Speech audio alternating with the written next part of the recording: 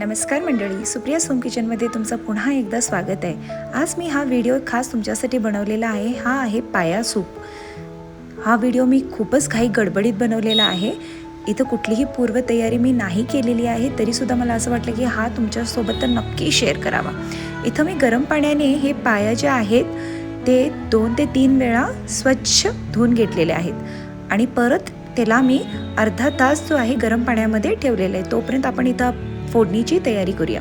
इथं मी एक कुकर घेतलेला आहे आणि कुकरमध्ये मी 2 मोठे पळी जे आहेत ते तेल घेतलेले आहेत। त्याच्यामध्ये मी 1 चमचा जिरं, 2 तमालपत्री घातलेले आहेत। इथं आपण खडा मसाला वापरणार आहोत। जिथं मी गोडा मसाला वापरलेला आहे, मी दालचिनी 2 घेतलेले आहेत 1 इंचचे।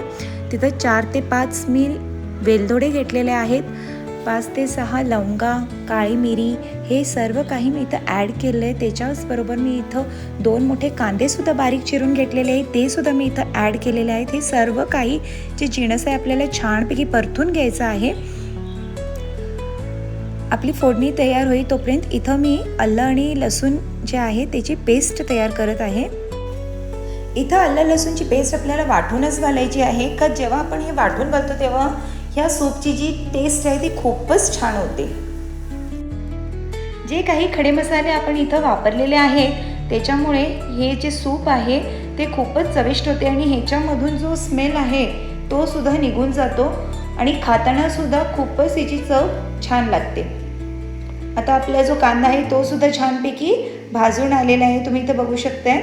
आता मी इथं अर्धा चमचा हळद सुद्धा घातलेला आहे। आता आपण जे धुतलेले पाया आहेत ते सुद्धा ह्याच्यामध्ये ॲड केले आहे। आता आपल्याला हे छानपैकी परतून घ्यायचं आहे। सर्व काही जे जिन्नस प्रत्येक पीसला इथं लागलेला पाहिजे।